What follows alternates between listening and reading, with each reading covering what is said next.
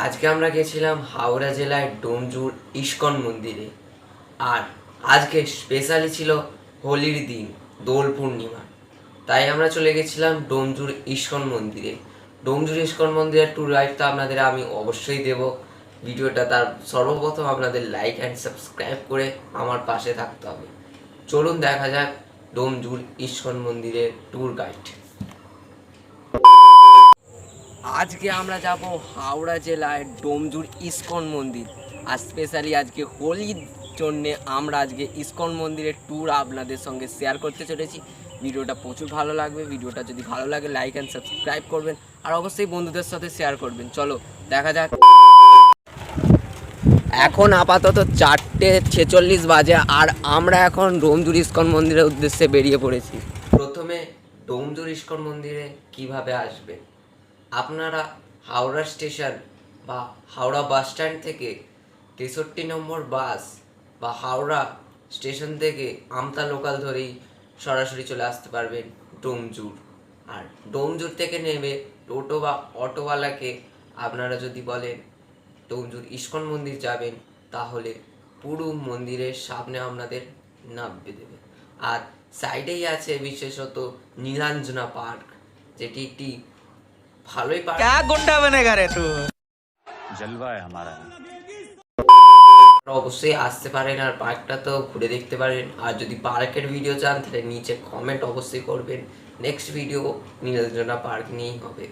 তো এখন আমরা যেই কথা বলতে চলেছি সেটা ইস্কন মন্দিরের ব্যাপারে। তো আপনারা এসে গেলেন ধরুন, আর জুতো ফুতো খোলার জন্য ওখানে আলাদা জায়গা আছে, আর পার্কিং এরিয়া তো অবশ্যই থাকা উচিত, আর আছেও।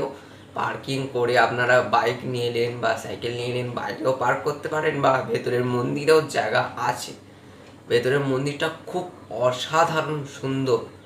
আর টেক্সচারটা বলতে গেলে পুরীর জগন্নাথ মন্দিরের টেক্সচারটা পুরো সেম টেক্সচার তৈরি করা হয়েছে ডোমজুর ইস্কন মন্দিরে। আর মূর্তির কথা তো বলে বোঝাতে পারবো না, অসাধারণ। আপনারা এলে বুঝতে পারবেন যে কতটা সুন্দর, কতটা অসাধারণ মন্দিরটিকে তৈরি করেছে।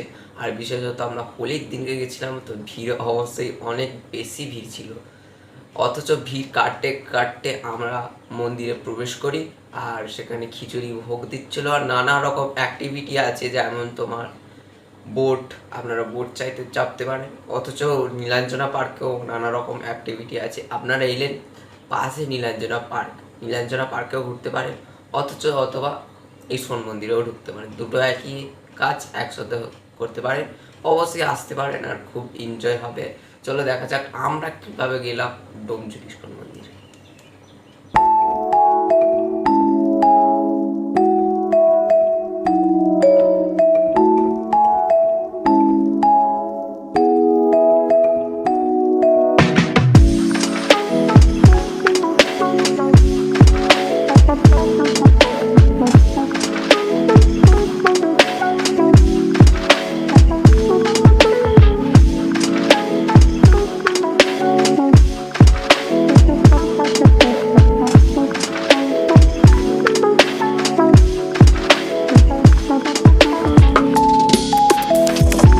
আর এখন আমরা চলে এসেছি ডোমজুর ইস্কন মন্দিরে।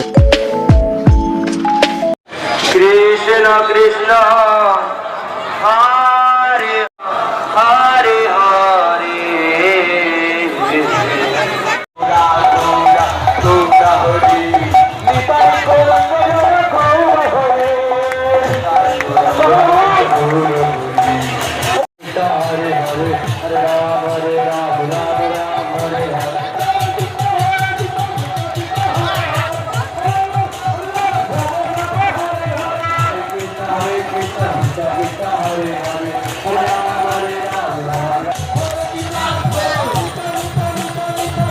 এখন আমরা ভিড় ঠেলে মেন মন্দিরে প্রবেশ করতে চলেছি।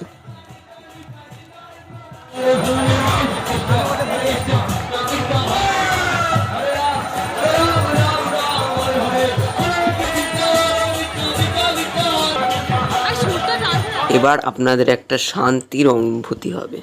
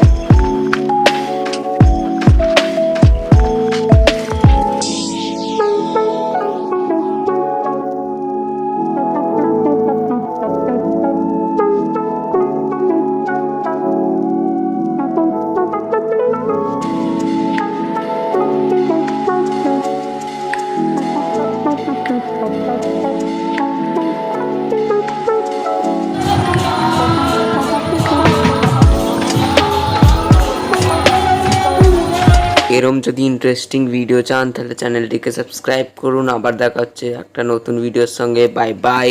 আর হোলি স্পেশাল ভিডিও কেমন লাগলো কমেন্ট অবশ্যই করবেন।